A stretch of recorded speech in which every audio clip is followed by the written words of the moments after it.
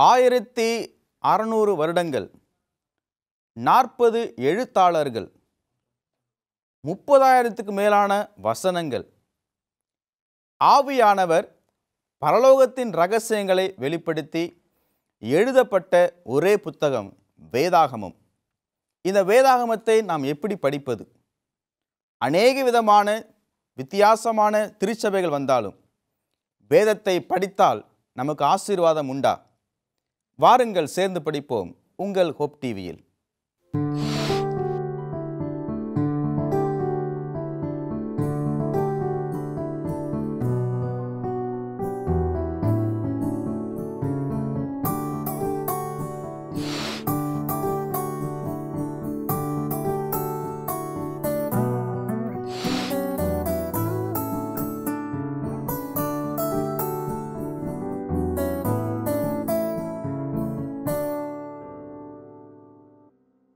கிறிஸ்துவுக்குள் பிரியமானவர்களே, மற்றும் ஒரு இனிய நன்னாளிலே ஓய்வு நாளின் பள்ளி பாடங்கள் நிகழ்ச்சியின் மூலமாக உங்கள் அனைவரையும் சந்திப்பதில் மிகுந்த மகிழ்ச்சி அடைகிறோம்.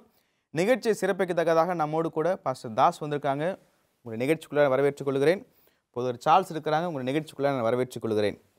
இந்த வார பாடத்தில் நம்ம கடந்து போவோம். பாஸ்டர் தாஸ், நீங்கள் துவக்கி வைங்க. கர்த்தருடைய பெரிதான கிருபையினால் இந்த 2020ஆம் ஆண்டின் 2ஆம் காலாண்டிலே நாம் வேத வியாக்கியானம் செய்வது எப்படி என்ற தலைப்பிலே பாடங்களை படித்து கொண்டிருக்கிறோம்.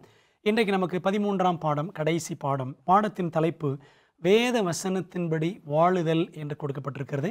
மனப்பாட வசனம் யாக்கோபு 1ஆம் அதிகாரம் 22ஆம் வசனம். அல்லாமலும் நீங்கள் உங்களை வஞ்சியாதபடிக்கு திருவசனத்தை கேட்கிறவர்களாய் மாத்திரமல்ல, அதன்படி செய்கிறவர்களாயும் இருங்கள் என்பதே. பாஸ்டர் சார்ல்ஸ், இந்த பாடத்துக்கான ஒரு அறிமுகம். நிச்சயமா இன்னைக்கு அநேகர் மேன்மை பாராட்டுகிறார்கள். எனக்கு இவ்வளவு வேத வசனம் தெரிகிறது, வேத ஞானம் இருக்கிறது என்று சொல்லி. எவ்வளவுதான் வேத ஞானம் இருந்தாலும் ஆண்டுடைய வசனத்திற்கு நாம் எவ்வளவு கீழ்ப்படுகிறோம் என்பதை பொறுத்து தான் நம்முடைய ஆவிக்குரிய வாழ்க்கை நிர்ணயிக்கப்படுகிறது என்று நாம் பார்க்கிறோம். எவ்வளவுக்கு அதிகமாய் இந்த ஜீவனுள்ள வாக்கியங்களுக்கு நாம் ஒப்பு கொடுக்கிறோமோ அவ்வளவுக்கு அதிகமான ஆசீர்வாதங்கள் இம்மையிலும் மறுமையிலும் நமக்கு வைக்கப்பட்டிருக்கிறது என்பதை ஆண்டவர் உறுதி செய்கிறார்.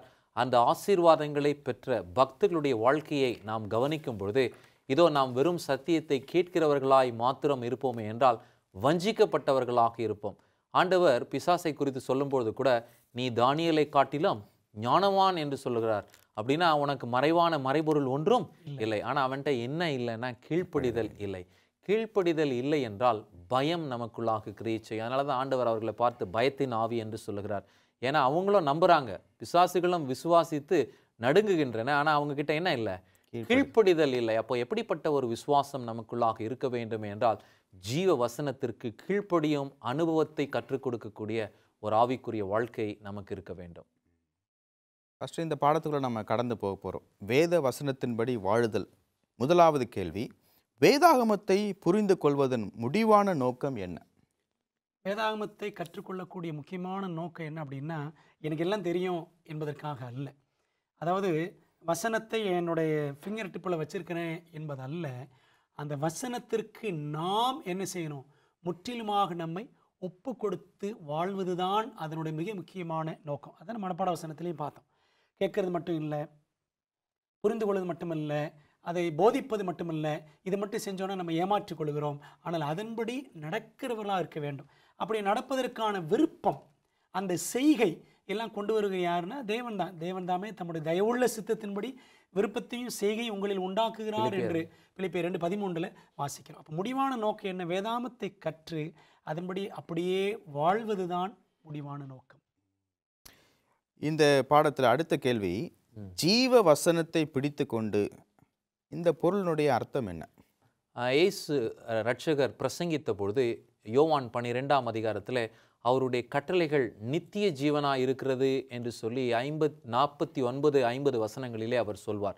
இப்போது பழைய ஏற்பாட்டை புரிந்து கொண்ட மோசே கூட அதை உபாகம் 4:4 சொல்லும் பொழுது அது ஜீவ வசனமாக இருக்கிறது. அந்த ஜீவ வாக்கியங்களை நீங்கள் பற்றி கொண்டிருப்பீர்கள் என்றால் உங்களுக்கு அது மேன்மையை கொடுக்கும் என்பதை சொல்வார். பவுல் கூட சொல்லும் பொழுது கடைசியாக எல்லா மூப்பர்களை எல்லாம் முட்டி போட வச்சு எபேசு பட்டணத்தில் ஜெபிச்சு அவர் போகும்பொழுது, இதோ இந்த ஜீவ வசனத்திற்கு உங்களை நான் என்ன பண்ணுறேன்? ஒப்பு கொடுக்கிறேன் என்று சொல்கிறார். அவரும் தன்னை அர்ப்பணித்து போனார் என்று பார்க்கிறோம். அப்போ நிச்சயமாகவே ஆண்டவருடைய வசனத்தில் ஜீவன் இருக்கிறது. அதை ஆண்டவர் மோசேவுக்கு கற்றுக் கொடுத்தார். 10 கட்டளையை கொடுக்கும் பொழுது ஆண்டவர் நினைச்சிருந்தா 10 நாள்லேயே அந்த கட்டளைகளை யார்கிட்ட கொடுத்துருக்கலாம்? மோசேட்ட கொடுத்துருக்கலாம். முதல் விஷயம் 40 நாள் அவர் ஆகாரம் புசியாமலும் தண்ணீர் குடியாமலும் இருந்தார். அடுத்து 2வது விஷயம் அவர் உடைச்சிட்டு போன பிறகும் மறுபடியும் 40 நாட்கள் அவர் உபவாசம் இருக்கிறார். அதில் ஆண்டவர் அவருக்கு கற்றுக் கொடுத்தது என்ன என்றால், மனுஷன் அப்பத்தினால் மாத்திரமல்ல, தேவனுடைய வாயிலிருந்து புறப்படும் ஒவ்வொரு வார்த்தையினாலும் பிழைப்பான் என்பதை அடையாளப்படுத்துகிறதற்காகவே ஆண்டவர் அதை செய்தார். அதனால் அதை பெற்றுக்கொண்ட மோசே ஜீவ வாக்கியங்கள் என்று சொல்லுகிறார். பாஸ்டர் தாஸ், சோதனைகளை ஜெயிக்க இரட்சகர் தரும் பாடங்கள் என்ன? நம்ம ஏற்கனவே படித்திருக்கிறோம். லூக்கா 4, மத்தேயு 4 போன்ற அதிகாரங்களில் எழுதியிருக்கிறதே என்று இயேசுவானவர் எடுத்து காட்டினார். அப்போ என்ன அர்த்தம்? ஆண்டவர் இயேசு கிறிஸ்து வசனங்கள் எல்லாம் மனதிலே பதித்திருந்தார்.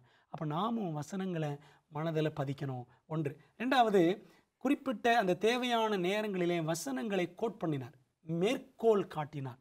அப்போது அந்த மேற்கோள் காட்டுதல், வசனத்தை மேற்கோள் காட்டணும். பல நேரங்களில் பல விசுவாசிகளுடைய பேச்சுகளை கேட்டிருக்கேன். இந்த படத்தில் அவன் சொன்ன மாதிரிலாம் இருக்குது, இந்த சினிமா நடிகை இப்படி தான் கோட் பண்ணுறாங்க. அப்போ ஆண்டோடைய பிள்ளைகள் இப்படி சினிமா நடிகருடைய வசனங்களையா கோட் பண்ண வேண்டும்? கர்த்தருடைய வசனங்களை நாம் என்ன செய்ய வேண்டும்? மேற்கோள் காட்ட வேண்டும். இது கிறிஸ்துவின் வாழ்க்கையில் இருந்த இன்னொரு காரியம். 3வது என்ன அப்படின்னா, அவர் அந்த வசனங்கள் படி அப்படியே வாழ்ந்தார். ஆண்டவர் பிதாவாகிய தேவன் கொடுத்த அந்த வசனங்களை அவர் வாசித்தார், நேசித்தார், சுவாசித்தார், அப்படியே வாழ்ந்தார் என்பதுதான் இரட்சகர் மூலமாய் நமக்கு கிடைக்கக்கூடிய வேத வசனங்கள் சம்பந்தப்பட்ட பாடங்கள் என்று பார்க்கிறோம். நல்ல பாடங்களை படித்துக் கொண்டிருக்கிறோம். ஒரு இடைவேளை பின்பாக மீண்டும் சந்திப்போம். பிரியமானவர்களே, ஒரு இடைவேளை பின்பாக மீண்டும் நிகழ்ச்சி தொடரும்.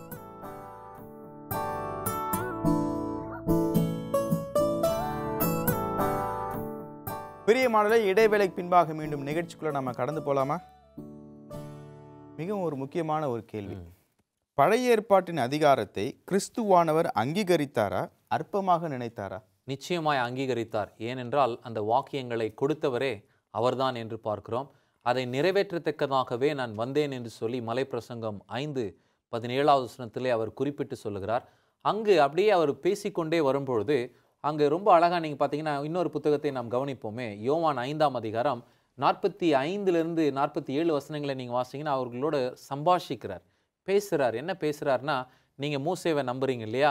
மோசேயின் ஆகமங்களை நீங்கள் நம்புகிறீர்கள் எல்லாம், அவன் என்னை குறித்து தான் அவைகளில் எழுதியிருக்கிறான் என்பதை நீங்கள் போய் நல்லா படித்து பாருங்க என்பதை சொல்லுகிறார். இப்போ சொல்லும் பொழுது நீங்கள் அவனுடைய வசனத்தை விசுவாசிக்கவில்லை என்பதை அவர்களுக்கு சுட்டி காட்டுகிறார். அவங்க மோசேயுடைய வசனத்தை நல்லா கவனமாக படிச்சிருந்தாங்கன்னா, வந்தவர் இவர்தான் மேசியா, இவருக்காக தான் நாம் காத்திருந்தோம் என்பதை அவர்கள் உறுதி செய்திருப்பார்கள். நாத்தானுவேல் போலவும் பேதுருவை போலவும் மற்ற சீஷர்களைப் போலவும் உறுதி செய்திருப்பார்கள். ஆனால் இங்கே ஆண்டவர் சொல்கிறாரு, இதோ நான் உங்களை குற்றச்சாட்ட மாட்டேன்ப்பா, நீங்கள் எந்த மோசையை குறித்து ரொம்ப பெருமையாக பேசுகிறீங்களோ அவன் உங்களை நியாய தீர்ப்பின் நாளிலே குற்றம் சாட்டுவான். ஏன் அப்படின்னா, பழைய ஏற்பாட்டை அங்கீகரிக்காதவங்க நீங்கள் தான் என்பதை ஆண்டவர் அவர்களுக்கு சொல்லுகிறார். இதன் மூலமாய் கிறிஸ்து பழைய ஏற்பாட்டை உறுதி செய்தார், அங்கீகரித்தார், நிறைவேற்றினார் என்று நாம் பார்க்கிறோம். என்னதான் தெர்மோகோல் கண்டுபிடிச்சி அதில் வீடு கட்டினாலும் அஸ்திவாரம் போட்டு கண்டுபிடிச்சி வீடு கட்டினாதான் உறுதியாக இருக்குன்னு சொல்லி பார்க்குறோம். சரி, பழைய ஏற்பாட்டை ஆதாரமாக கொண்ட சில முக்கிய உபதேசங்கள் என்னென்ன? சிருஷ்டிப்பு, ஆண்டவர் இந்த உலகத்தை படைத்தார். ஆதியாகமம் முதல் 3 அதிகாரங்கள் சிருஷ்டிப்பு, எப்படி பாவம் உள்ளே நுழைந்தது, மனிதனுடைய வீழ்ச்சி, இதெல்லாம் பழைய ஏற்பாட்டை முக்கியமாக கொண்ட சில உபதேசங்கள். யாத்திரம் 25 படித்தோம் என்றால் ஆசரிப்பு கூடாரம், அந்த ஆசரிப்பு கூடாரத்தில் இருக்கக்கூடிய பலிமுறைகள், அந்த பலிமுறைகள் இயேசுவை சுட்டி காட்டுகிறது என்ற ரட்சிப்பின் சத்தியங்கள். அது மாத்திரமல்ல, ஆபோவுக்கு 2 அதிகாரம் 4ஆம் வசனத்தில் தான் விசுவாசத்தால் நீதிமான் பிழைப்பான், ரைச்சியஸ்னஸ் பை ஃபெய்த், அந்த விசுவாசத்தினால் வரும் நீதி என்ற சத்தியமும் பழைய ஏற்பாட்டில் இருந்து தான் வருகிறது. இதைத்தான் பவுல் நினைச்சுகிறாரு, கலாத்தியரில் எபிரேயரில் எல்லாம் ஆங்காங்கே பயன்படுத்துகிறதை நம்ம தெளிவாக ரோமரில் இதெல்லாம் நம்ம படிக்கிறோம்.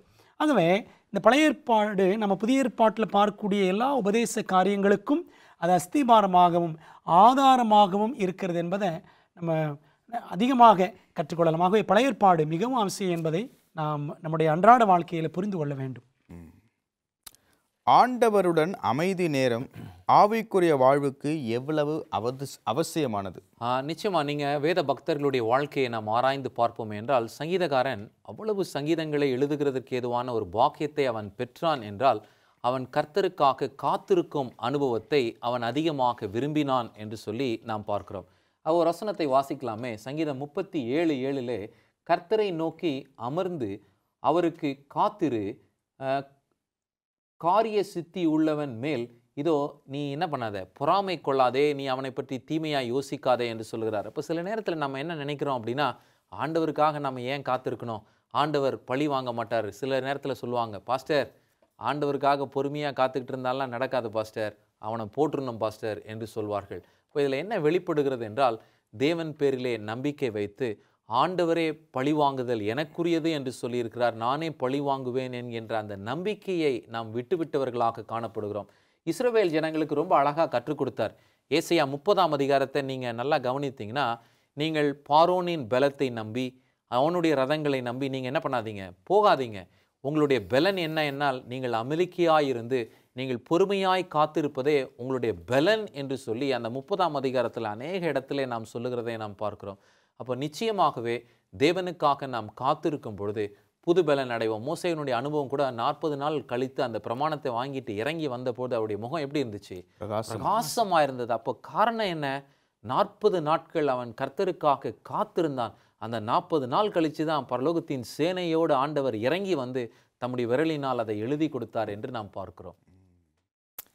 பொதுவாக வசனத்தை மனப்பாடம் செய்வதற்காக அநேகர் முயற்சி இருக்கிறாங்க. பழைய காலத்துலலாம் அதை சொல்லுவாங்க, மனப்பாடம் பண்ணலைன்னா சாப்பாடும் கிடையாதுன்னு சொல்லுவாங்க. சரி, வசனங்களை மனப்பாடம் செய்வதால் வரும் ஆசீர்வாதங்கள் பற்றி சொல்லுங்கள். ஏதாவது உதாரணம் உண்டா? நிறைய உதாரணங்களை சொல்லலாம். ராபர்ட் மோரிசன் என்ற ஒரு ஊழியக்காரர், சீனாவுக்கு முதலாக மிஷனரியாக சென்றவர். அவருடைய சின்ன வயசில் 12 வயசுலேயே சங்கீதம் 119 மனப்பாடமாக சொல்லுவார். அவங்க அம்மா அப்பா எல்லாம் பிரஸ்பிட்டேரியன் சபையை சேர்ந்தவங்க. தினமும் குடும்ப ஜெபத்தில் மனப்பாடம் வசனங்களை சொல்லியாக வேண்டும், செய்தாக வேண்டும். அப்படி 119 சங்கீதம் ஒரு நாள் சொல்லிகிட்டு இருக்கும் பொழுது அவங்க போதகர் வீட்டுக்கு வந்தார். இந்த வாரம் நீ ஆலயத்தில் சொன்ன சொல்லிடுறார். பள்ளிக்கூடத்தில் அவன் சரியாக படிக்கலன்னு பள்ளிக்கூடத்தை விட்டு வெளியே தள்ளிடுறான். அம்மா வீட்டில் போய் படிக்க வச்சு பயிற்சி கொடுத்தாங்க. பின் நாட்களில் 1807ஆம் வருஷத்தில் முதல் மிஷனரியாக சீனாவுக்கு சென்று பைபிளை சீன மொழியில் மொழிபெயர்த்து இங்கிலீஷ், சைனீஸ், அகராதி, டிக்ஷனரியை 6 பாகங்கள் வெளியில் கொண்டாந்தாரான். தன் நண்பருக்கு கடிதம் எழுதினார், நான் இன்றைக்கி ஒரு ஒரு காலத்தில் இருந்தேன், இன்றைக்கி நான் மிஷினரி ஆகிட்டேன் அப்படின்னா ஆண்டோட வசனத்தை படித்தது தான், மனப்பாடம் பண்ணதான் காரணம்னு அவர் எழுதினார். இது ஒரு நல்ல உதாரணம். சங்கீதம் 119:11 படிக்கிறோம், நான் உமக்கு விரோதமாய் பாவம் செய்யாதபடிக்கு உமது வாக்கை என் இருதயத்தில் வைத்து வைத்தேன். ஏன் வசனத்தை மனப்பாடம் பண்ணணும்? பாவத்தை ஜெயிப்பதற்கு, தேவனை உண்மையாய் தொழுது கொள்வதற்கு, நல்ல தீர்மானங்கள் செய்வதற்கு, அன்றாட வாழ்வின் ஆவிக்குரிய அனுபவத்திற்கு வசனங்களை மனப்பாடம் செய்வது மிக மிக முக்கியமான ஒரு ஆவிக்குரிய பயிற்சி என்பதை எல்லாரும் புரிந்து நாம் செய்ய வேண்டும். தொடர்ந்து நாம் பாடங்களை படிக்கும் பொழுது இப்போ ஒரு கேள்வி வருது, என்னென்னா, வசனங்களை பாடலாக பாட கற்றுக்கொள்வதன் மூலம் நாம் அடையும் பயன்கள் என்ன? நிச்சயமாக நமக்கு பாடல்களாய் நாம் பாடும் பொழுது அதில் ஒரு இன்பம் நமக்கு உண்டாகிறது என்று பார்க்கிறோம். அப்போ அந்த இன்பத்தின் மூலமாய் அந்த வசனங்களை நம்முடைய மனதிலே பதித்து கொள்ளுகிறதுக்கு ஏதுவாக அது உதவியாக இருக்கிறது. நீங்கள் பார்த்தீங்கன்னா, எகிப்திலிருந்து அவர்கள் ஆண்டவரால் மீட்டு கொள்ளப்பட்டு வெளியே வந்தபோது அவர்கள் மோசேயின் பாட்டை பாடினார்கள். மிரியாம் அந்த பாட்டை எழுதினாள் என்று சொல்லி யாத்திரையாகவும் 15ஆம் அதிகாரத்திலே நாம் பார்க்கிறோம், வாசிக்கிறோம். கடைசியாகவும் அங்கே எல்லாரும் மிருகத்தை ஜெயித்து வெளிப்படுத்தல் 14ஆம் அதிகாரத்திலே ஆட்டுக்குட்டியானவருடைய பாட்டை பாடுவோம் என்று சொல்லி கண்ணாடி கடல் அருகே. அப்போது இதில் என்ன ஒரு காரியத்தை நாம் கற்றுக்கொள்ளுகிறோம் என்றால், இந்த பாட்டு ஆண்டவரை துதிக்கிறதற்கு ஏதுவாக இருக்கிறது. பாடல் என்பது ஒரு துதியின் ஆராதனையை வெளிப்படுத்துகிறதாக இருக்கிறது. ஆண்டவரை ஆராதிக்கும் பொழுது இதோ இந்த வசனங்களை எல்லாம் ஆண்டவர் நம்முடைய இருதயங்களில் எழுதி பதிக்கிறதற்கு ஏதுவாக இருக்கும். அதனால தான் அவர் ஆலோசனை கொடுக்கிறார் எபேசு சபைக்கு 5ஆம் அதிகாரத்திலே 19ஆம் வசனத்திலே, சங்கீதங்களினாலும் கீர்த்தனங்களினாலும் ஞான பாட்டுகளினாலும் ஒருவருக்கொருவர் புத்தி சொல்லி கொண்டு உங்கள் இருதயங்களை கர்த்தருடைய பாட்டினால் கீர்த்தனம் பண்ணுங்கள் என்று சொல்லுகிறார். அப்போ பாட்டில் புத்தி சொல்லும் பொழுது நிறைய பேர் ஈர்க்கப்படுறாங்க. இந்த ஊழியத்துக்கு போகும்பொழுது ஒரு பாட்டை பாடினதுமே ஒரு கூட்டம் கூடிரும். ஆனால் இதே நம்ம நின்று பேசிகிட்டு இருந்தால் ஒரு கூட்டத்தை என்ன பண்ண முடியாது, நாம் கூட்ட முடியாது. அதனால் இந்த பாடல் உதவியாக இருக்கிறது. நல்ல பாடங்களை படித்து கொண்டிருக்கிறோம். ஒரு இடைவேளைக்கு பின்பாக மீண்டும் சந்திப்போம். பிரியமானவர்களே, ஒரு இடைவேளைக்கு பின்பாக மீண்டும் நிகழ்ச்சி தொடரும்.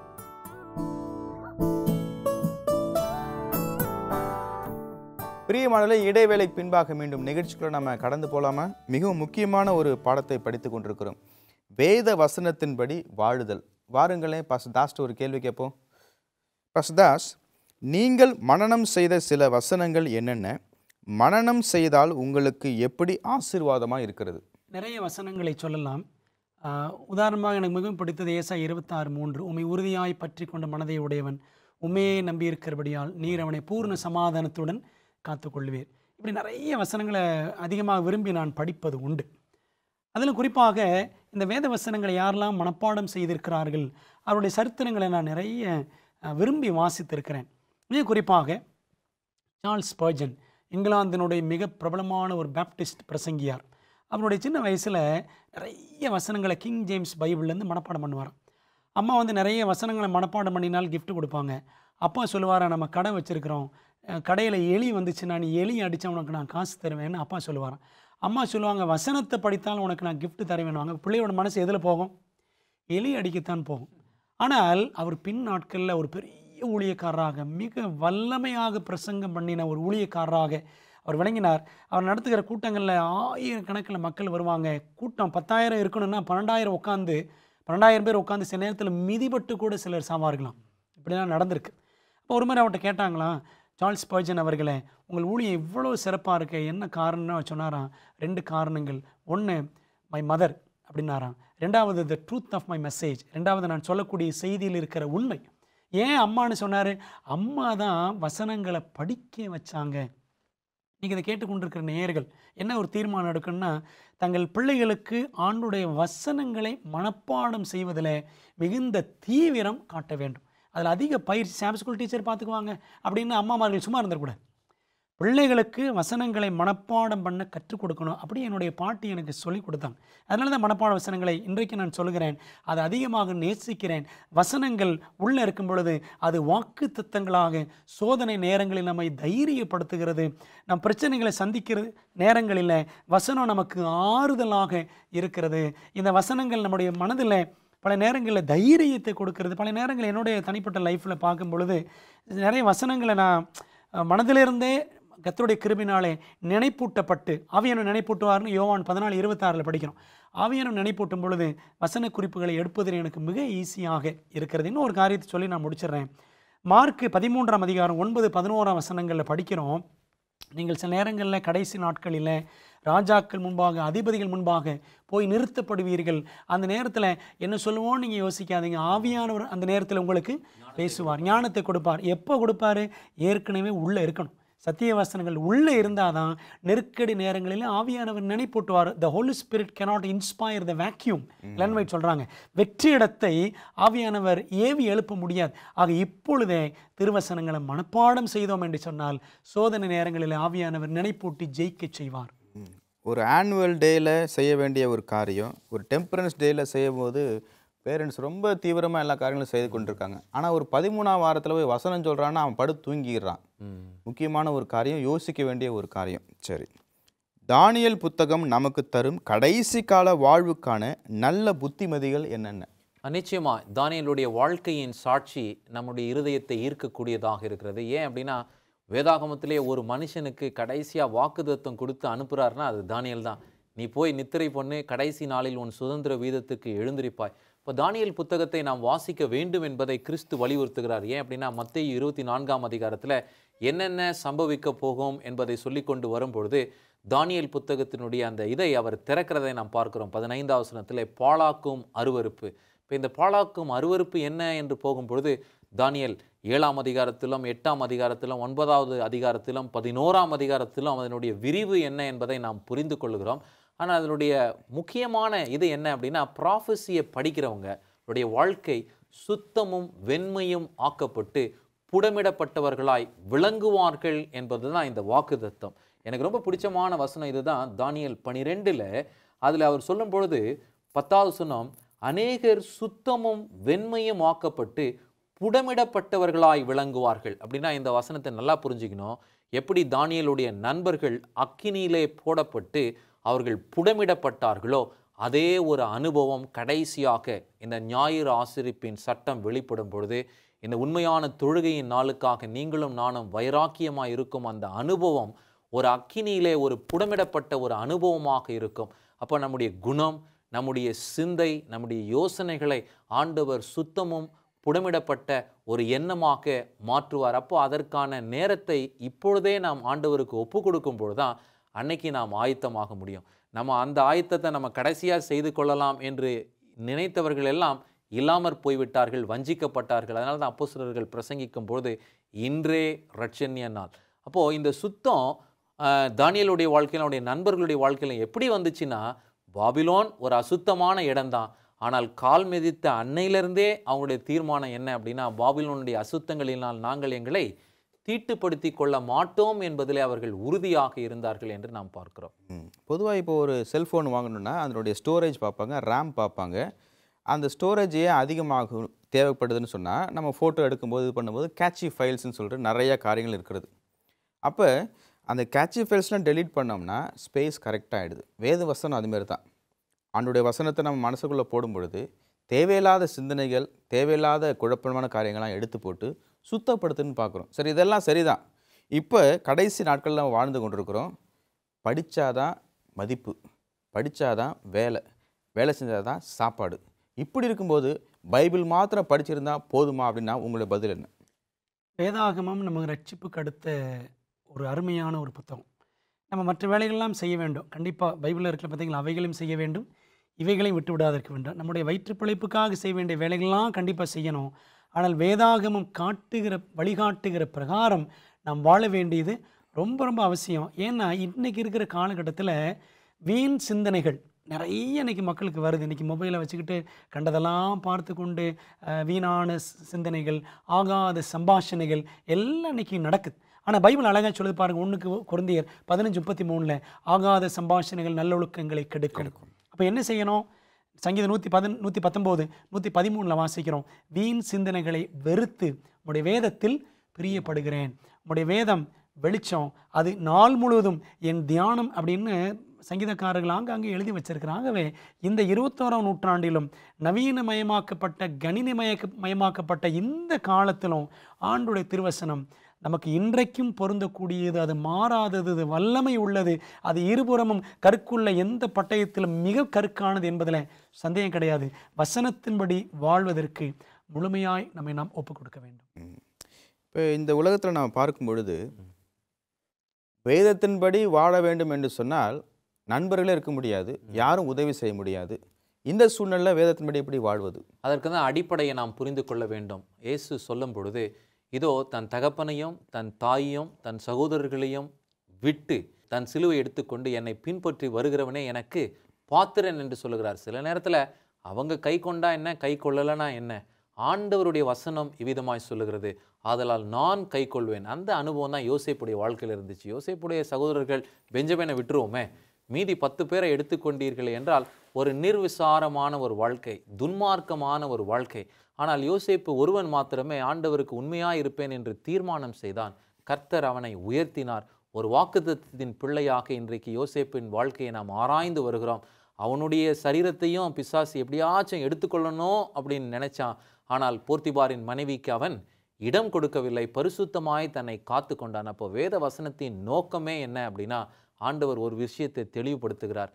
பரிசுத்தம் இல்லாமல் தேவனை ஒருவனும் ஒரு காலமும் தரிசிக்க முடியாது. இதை நாம் மனதிலே வைத்துக்கொண்டு நம்முடைய வேதத்தை நாம் படிக்க வேண்டும்.